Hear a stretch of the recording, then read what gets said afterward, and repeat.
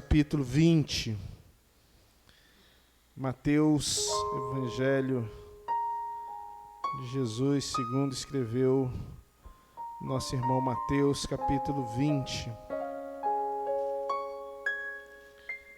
Nós vamos estar lendo do versículo 1 até o versículo 16. Bom ter você aqui nessa noite. Que o Senhor te guarde, que o Senhor te dê paz, guie você pelas veredas da verdade e da justiça. Capítulo 20 de Mateus. Porque o reino dos céus é semelhante a um dono de casa que saiu de madrugada para assalariar trabalhadores para a sua vinha. E tendo ajustado com os trabalhadores a 1 denário por dia, viu na praça outros que estavam desocupados e disse-lhes: Ide vós também para a vinha, e vos darei o que for justo. Eles foram, e tendo saído outra vez, perto da hora 6ª e da 9ª, procedeu da mesma forma. E saindo por volta da hora 10ª, encontrou outros que estavam desocupados e perguntou-lhes: Por que estivestes aqui desocupados o dia todo? Responderam-lhe: Porque ninguém nos contratou. Então disse ele: Ide também vós para a vinha. Ao cair da tarde, disse o senhor da vinha ao seu administrador: Chama os trabalhadores e paga-lhes o salário, começando pelos últimos, indo até os primeiros. Vindos os da hora 10ª, recebeu cada um deles 1 denário. Ao chegarem os primeiros, pensaram que receberiam mais. Porém, também estes receberam 1 denário cada um. Mas, tendo recebido, murmuravam contra o dono da casa, dizendo: Estes últimos trabalharam apenas 1 hora, contudo os igualastes a nós, que suportamos a fadiga e o calor de todo o dia. Mas o proprietário, respondendo, disse a um deles: Amigo, não te faço injustiça, não combinaste comigo 1 denário? Toma o que é teu, vai-te, pois quero dar a este último tanto quanto a ti. Porventura, não é lícito fazer o que eu quero com o que é meu? Ou são maus os teus olhos, porque eu sou bom? Assim, os últimos serão os primeiros, e os primeiros serão últimos. Porque muitos são chamados e poucos escolhidos. Vamos orar?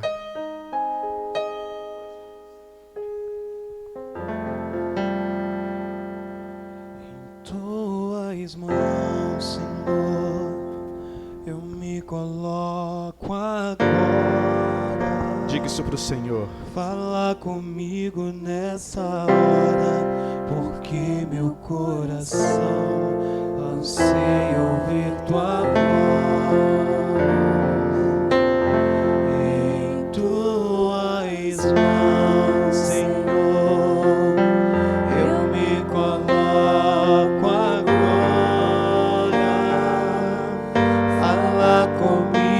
nessa hora, porque meu coração anseia ouvir tua voz. Fala comigo agora, Senhor. Fala comigo agora, Senhor. Fala comigo agora, Senhor.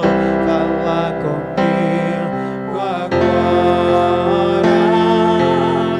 fala comigo agora, Senhor,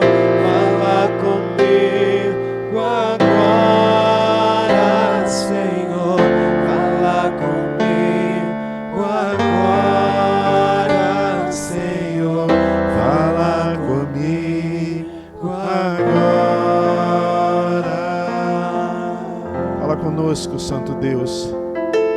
Fala a nossa alma, a nossa vida. Faça-nos entender e compreender os teus santos e retos desígnios, para que nós vivamos segundo a tua soberana, boa e perfeita vontade. Fala conosco, Senhor Deus. Eu te oro agradecido no nome do nosso Rei, o Senhor Jesus. Amém.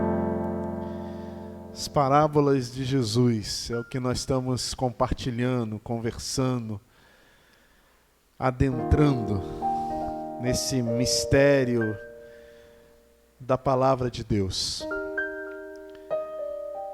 Eu fiz questão de pedir o presbítero Diogo para colocar no folder o segredo dos vencedores. É meio que uma chamada para estimular você a entender que os ensinamentos de Jesus Cristo sempre, inevitavelmente, te levarão às vitórias, né? Essa palavra é um pouco apelativa, eu sei, mas é isso mesmo, as vitórias que você tanto almeja, que você tanto busca, que por certo é o norte da vida de cada um de nós.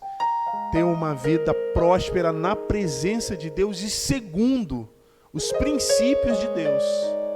Não é segundo as nossas vontades, segundo os nossos deleites, mas segundo a direção, segundo a visão, a caminhada que o Senhor tem para cada um de nós.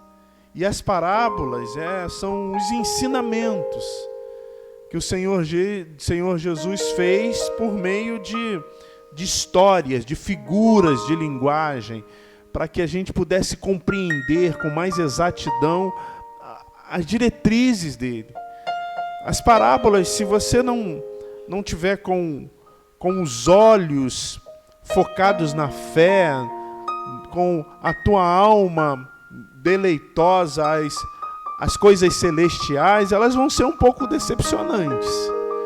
Porque, vez em quando, ela contradiz o nosso eu, o nosso ego, o que nós queremos enquanto seres humanos na Terra.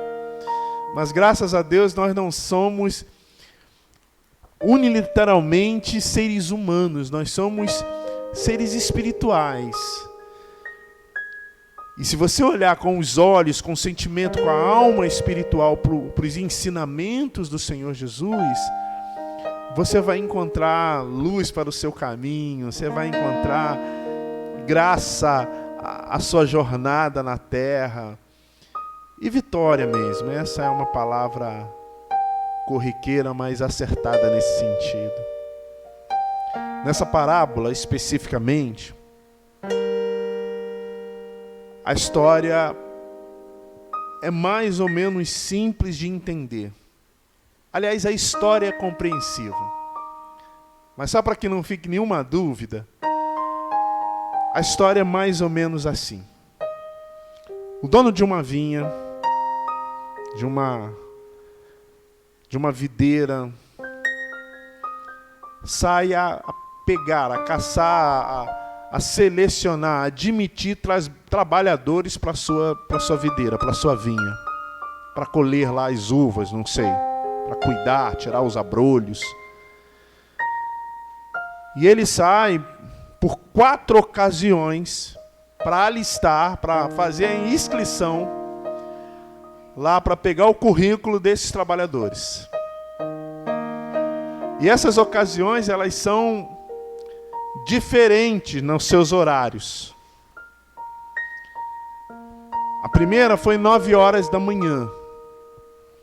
Aí ele alista alguns trabalhadores para ir trabalhar lá no campo dele. Depois ele saiu 12:00. Aí alista outros trabalhadores para poder trabalhar lá no campo dele. Aí depois ele sai às 3 da tarde e pega mais um bocado de trabalhadores para trabalhar lá na empresa, no campo dele. E depois sai às 5 da tarde, a hora 1/10, e pega mais outros trabalhadores para trabalhar lá no campo dele. É como se você pegasse lá na sua empresa, presbítero Luiz, e pegasse uma galera para trabalhar lá para você, um começava às 9, outro começava a meio-dia, outro começava às 3 horas da tarde, outro começava às 5 horas da tarde. E você fechava lá a sua empresa às 18 horas, que era quando era o sol que findava e acabava o dia de trabalho. O dia da labuta acabava às 18 horas. No final do expediente, você chama lá o seu contador e fala, agora paga. Porque com os primeiros do qual ele havia contratado, ele contratou, pagar, eu vou te dar 1 denário por dia de trabalho. 1 dia de trabalho. E os outros ele não falou, ele foi alistando. O que você está fazendo? Não estou fazendo nada, vamos trabalhar comigo. O que você está fazendo? Não estou fazendo nada. Estou na praça aqui esperando algo para trabalhar. Vamos lá trabalhar na minha vinha. Quando chegou às 18 horas, o contador foi lá e disse, o administrador da vinha foi lá pagar todo mundo. E o dono da vinha disse assim, paga do último para os primeiros. Paga primeiro quem trabalhou menos. Já é um tanto estranho. E deu 1 denário lá para quem começou a trabalhar às 5 horas da tarde. Ele trabalhou de 5 às 6. Aí pegou outro que trabalhou de 3 às 6 e deu também 1 denário. 1 dia de trabalho. Pegou outro que trabalhou de meio-dia às 6 horas, e também pagou 1 denário. Quando chegou para quem pegou às 9, falou, opa, se quem pegou 5 horas, trabalhou 1 horinha, ganhou um dia de trabalho, 1 denário, eu que trabalhei muitas vezes mais, é certo, por justiça, segundo o pensamento dele, vou ganhar muito mais. Mas aí, pela surpresa dele, o administrador foi também, deu 1 denário, 1 dia de trabalho. Aí houve uma revolta no coração assim. E vocês não ficam olhando para mim com essa cara não, que eu acho que também, você também não ia gostar não. Vamos conversar, ué. Sujeito pegou 5 horas da tarde, ganhou a mesma coisa que eu, que peguei 9 da manhã. Tem alguma coisa errada nessa conta aí, ô chefe. Imagina lá, Luiz. E aí o dono da vinha fala para ele assim, ué, mas quanto foi que eu tratei contigo? 1 denário. E quanto é que eu estou te pagando? 1 denário. Então onde é que está a injustiça? Não, a injustiça está... Não. Qual foi a injustiça que eu cometi contigo? Não, a injustiça é que o cara que trabalhou menos ganhou a mesma coisa que eu. Ah, então a tua preocupação, a tua indignação não está por conta daquilo que eu tratei contigo, mas por conta da bondade que eu fiz para com o outro. Essa história parece... Aliás, quando a gente lê a Bíblia, parece que as histórias da Bíblia estão muito distantes de nós, né? Está lá na Bíblia. A maioria delas tem muito tempo do nosso tempo. Aliás, todas elas têm muito tempo do nosso tempo. Tem algumas que têm muito mais tempo ainda. E a gente fica com a impressão que essa história da Bíblia, ela tá fora do nosso currículo de habitar. Mas vamos conversar comigo aqui. Há pouco tempo eu fiz um curso. Depois de muitos anos eu voltei para a sala de aula. E eu estudei aqui na nossa região. E assim, não é uma crítica, mas é um fato. O ensino, quando a gente vai descendo na Baixada, ele é menos intenso. Vocês estão entendendo do que quando a gente vai mais para o Rio de Janeiro, lá para a cidade do Rio de Janeiro. E eu me sentia extremamente despreparado.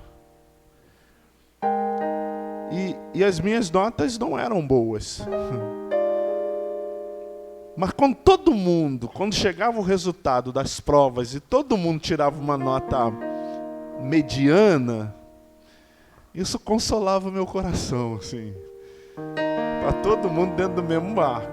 O problema era quando o professor, a professora ia entregando as provas e só ficava lá 9, 8, 10. Aí entregava a minha 5, 4. Aí era um desassossego. Mas quando todo mundo tirava 4, 5, e eu também tirava 5, aí eu ficava confortável, eu ficava conformado. A pergunta é, será que eu estava preocupado com a minha nota? Ou eu estava preocupado com a nota do meu colega? Quando todo mundo tirava nota boa, eu tirava nota ruim, isso me entristecia. Mas quando todo mundo tirava nota ruim, inclusive eu, aí ficava tranquilo. É mais ou menos isso que aconteceu aqui. O sujeito não ficou indignado pelo que ele recebeu, o que ele havia tratado com o dono da vinha. Ele ficou indignado pelo que o outro recebeu. A tristeza e a alegria dele estava naquilo que gerava alegria ou tristeza no outro que ele chamava de justiça. Agora olha aqui para mim e vamos conversar. No fundo, talvez não todos nós, mas quase todos nós, ao ver essa história, a gente acha um tanto injusto. Se ela não tivesse na Bíblia, quase todos nós, se tivéssemos no lugar daquele que começou a trabalhar 9 horas da manhã, também ia questionar e dizer, pô, tem alguma coisa injusta nesse negócio. Porque eu trabalhei 9 horas, com hora de almoço 8 horas, o outro trabalhou 1 e ganha a mesma coisa que eu?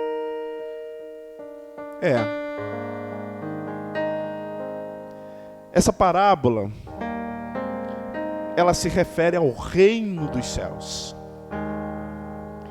Então lembra que eu digo para a gente exercitar o texto, a gente não tem que se excluir do texto, a gente não tem que achar que o texto está lá longe, está lá no céu, está distante de nós, no tempo e no espaço, mas a gente tem que se incluir no texto.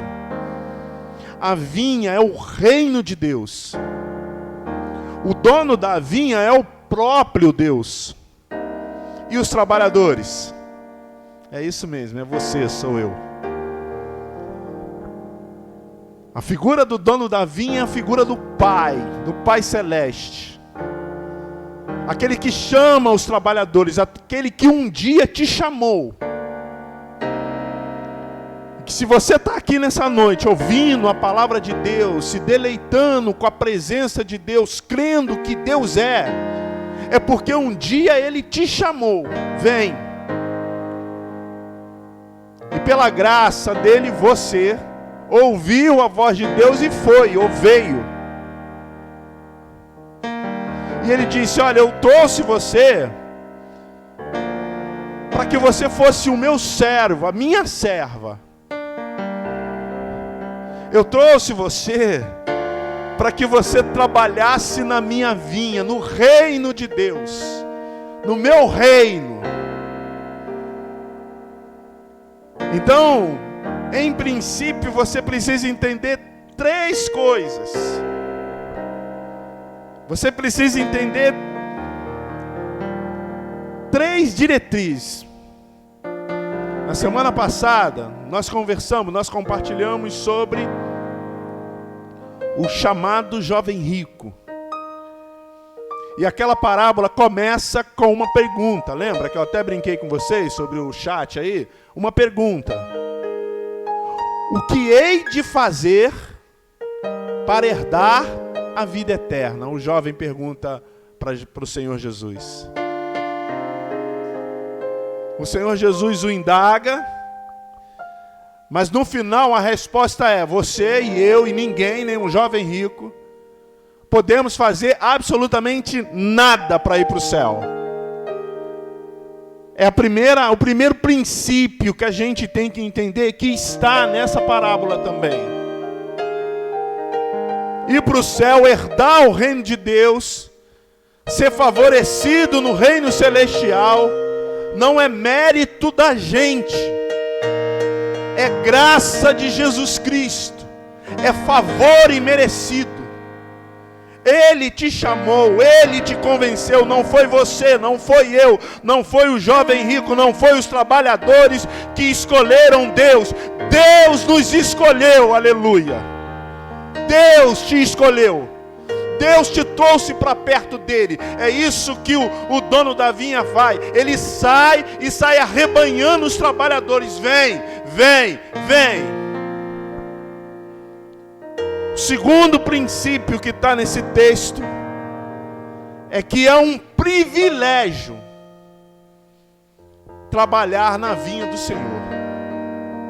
Meus irmãos, ser servo de Deus, ser serva do Senhor, ser arauto, ser o megafone do Altíssimo nessa terra é um privilégio. Se Deus não nos desse absolutamente nada para que nós fôssemos servos dele, isso deveria encher a nossa alma de gozo, de alegria, de regozijo. Porque ser servo e serva do Senhor é de longe a melhor coisa que aconteceu na tua vida.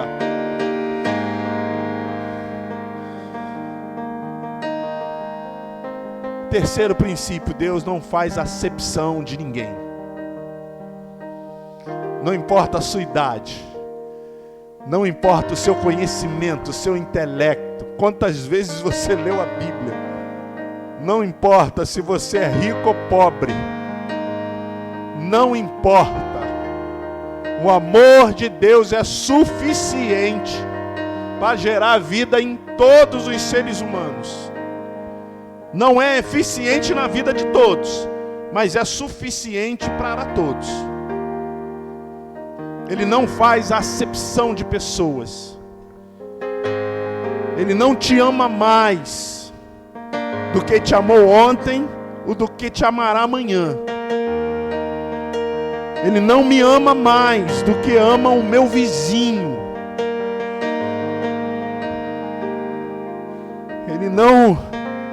Eu não sou mais dele. Ele que é meu. Ele não distingue, ele não é como a gente faz a distinção. Se é do nosso lado a gente gosta mais, se não é do nosso lado a gente gosta menos. Mas Deus não. É um amor, é uma bondade para com todos. Eu sempre cito um exemplo esdrúxulo, mas imagine aos olhos humanos a pior pessoa que existe nessa terra. Esse ar que você está respirando, que eu estou respirando, essa pessoa também está. E é o mesmo Deus que concedeu oxigênio para poder nos dar vida, dar fôlego de vida, concedeu oxigênio para essa pessoa ruim também. Ele não faz acepção de pessoas. E aí a gente olha para aqui, a gente vê algumas lições a partir dessa parábola. A gente olha e percebe um jeito simples, mas extremamente eficiente de viver e que nos fará herdar aquilo que Ele prometeu para cada um de nós. O que acontece não acontece nesse texto, na relação dos trabalhadores com o dono da vinha. Você pode trazer uma analogia, porque é uma parábola do que acontece e não acontece na sua vida, na tua relação, na minha relação com o nosso Deus. Primeiro, seja grato pelo que você tem. Aquele trabalhador que começou cedo e trabalhou o dia todo, ao invés dele olhar e dizer assim: olha, que privilégio, Eu fui o primeiro a ser escolhido. Eu fiquei trabalhando para o Senhor, eu fiquei na vinha. Que privilégio ter sido contratado pelo dono da vinha. Ao invés dele procurar o dono da vinha e dizer, olha, eu te sou grato, porque eu estava passando necessidade, eu era necessitado, eu era pobre, eu era mal feito, eu estava moribundo, eu estava apodrecendo, eu estava dilacerando, eu estava perecendo, e tu foi lá e me trouxe para eu ganhar um dia de trabalho, para eu ter fôlego para viver mais. Ao invés dele ir lá e agradecer, ele foi reclamar com o dono da vinha. Ao invés dele ir lá e falar, olha como que tu és generoso, como que tu és amoroso, como que tu és piedoso na minha vida, ele foi dizer, por que isso está acontecendo comigo? Tem um pastor que eu aprendi muito no evangelho com ele, e que alguém fez uma pergunta para ele, e que ele respondeu de uma maneira que eu nunca vi alguém responder com tanta espiritualidade. Ele perdeu um filho muito jovem, mal saído da adolescência. E perguntaram para ele, se você pudesse pedir a Deus para o seu filho voltar, você faria isso? Ele disse, Deus me livre. Pergunte para o meu filho se ele quer sair da presença do Pai. Eu não faria isso com meu filho. Eu sou grato a Deus por Ele ter me dado meu filho e por Ele ter chamado meu filho. Porque o meu filho é meu, mas antes de ser meu, foi Ele que me deu. Então, na verdade, o meu filho e tudo que eu tenho, tudo que eu sou, tudo que eu quero ser, tudo que eu vier a ter, não é meu, é dele. E por isso eu sou grato a Ele. Seja grato pelo que você tem.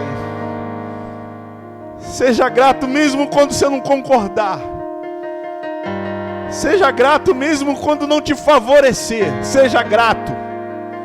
Mas principalmente seja grato pelo louvor que Ele expressa na tua vida, por aquilo que Ele te favorece e te dá, sem você absolutamente ter mérito nenhum, sem você absolutamente ter qualquer significância para ter.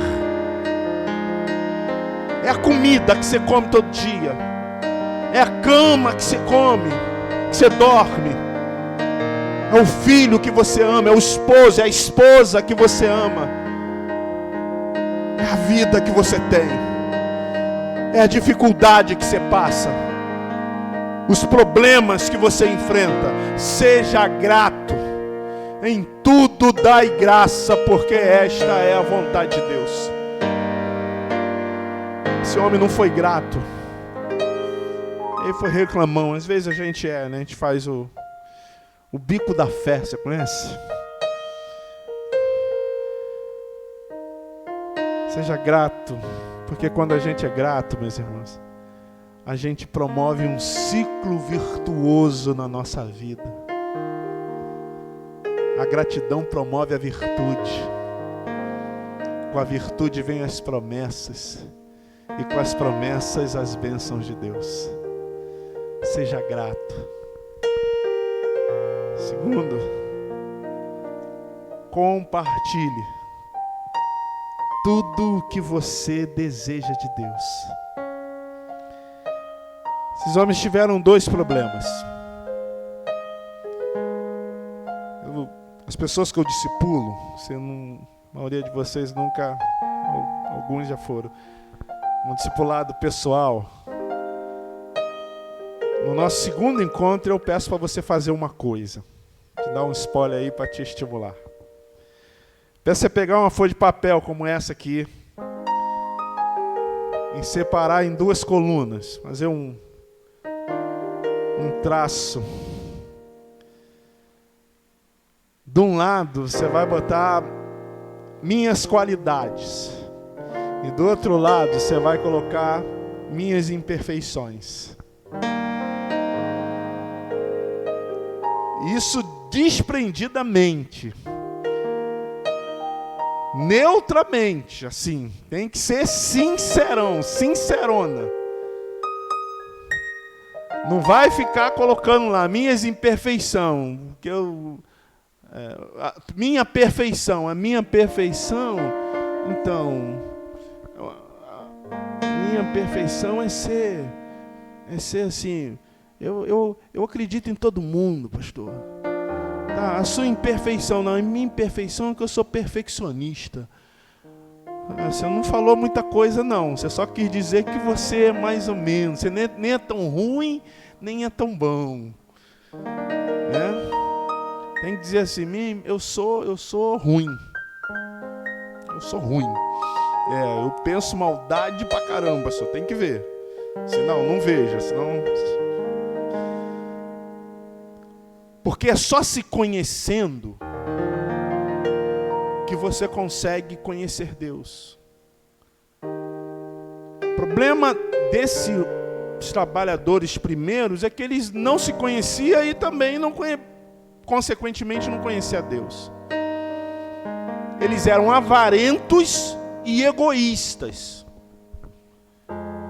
Para que eles queriam mais dinheiro?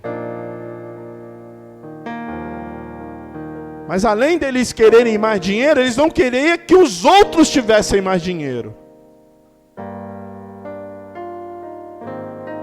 Então a segunda lição dessa parábola é compartilhe tudo que você deseja de Deus.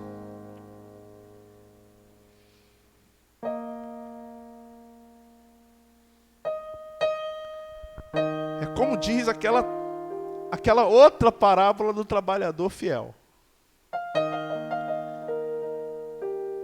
Ela diz assim, ó: seja fiel no pouco, que sobre o muito te colocarei. Se você deseja uma coisa de Deus, começa a fazer isso no norte da sua vida. Porque Deus não faz em você aquilo que você não é. Isso sim seria injusto. Pastor, eu queria um pouco mais de dinheiro. Mas com um pouquinho de dinheiro que você tem, como é que você é? Você compartilha? Ou você retém? Então para que você quer mais dinheiro? Ah não, se eu tiver mais dinheiro aí eu vou compartilhar. Vai nada. Aí você vai reter mais. Porque se você não for fiel no pouco, você também não vai ser fiel no muito. Então comece a analisar o que você pede para Deus, para ver se você é compartilhador, está disposta a compartilhar aquilo que Deus vai te conceder. Esse trabalhador não estava. Eu estou te dando para você compartilhar. Eu não quero nem que o outro tenha o que você me deu. Compartilhe. Dificilmente você vai entender. Entender a vontade de Deus é uma das coisas mais difíceis que existe na vida. Porque nós estamos lidando com Deus, com o eterno. Mas possivelmente você vai chegar próximo a isso se você entender o que não é da vontade de Deus. É mais fácil. E se você não fizer o que não é da vontade de Deus, você já está muito próximo de viver e fazer a vontade de Deus. E a vontade de Deus não é que você seja um poço, mas a vontade de Deus é que você seja uma fonte. É que nós, como igreja do Senhor, compartilhemos aquilo que Ele nos dê, que Ele nos dá. Então, para concluir, meus irmãos, entenda, tudo vem de Deus. Ser servo, ser serva do Senhor não é mérito nosso. É uma concessão do Altíssimo para nós. É um santo privilégio que nós temos.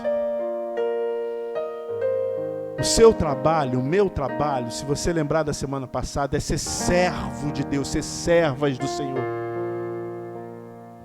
O nosso trabalho não é ver quem está sendo abençoado, ver quem é melhor, ver quem é pior, ver nada disso. É ser servo de Deus, é ser pequenos cristos, ser cristãos, propagadores da graça de Jesus, para que a gente possa viver, sentir, experimentar o que é ser servo de Deus, o que é participar dessa glória eterna.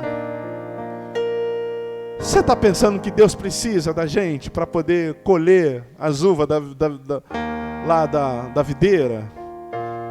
Que Deus precisa de nós para poder as pessoas tomarem ciência da graça dele? Que Deus precisa de nós para espalhar amor, bondade nesse mundo? Não, Deus não precisa de você e nem precisa de mim. Deus não precisa de nada. Mas pela sua graça eterna, incompreensível, o amor de tal maneira do qual João se referiu, ele decidiu usar-nos. Ele decidiu fazer-nos instrumentos dele, ministros dele nessa terra. Para que o nosso hálito, para que o nosso cheiro, para que a nossa vida, a luz dele que há em nós, possa perfumar esse mundo, possa contagiar esse mundo, possa tomar esse mundo para ele. Nós somos os arautos de Deus na terra. Nós somos os trabalhadores da vinha. E se ele não nos desse nenhum denário, ainda assim isso seria muito bom. Mas ele, meus irmãos, pelo seu amor misericordioso, nos concede graça todos os dias. E não é um pagamento, é apenas uma expressão do seu amor por nós. Louvado seja Deus. Se ele me der, amém. Se ele não me der, 2 améns.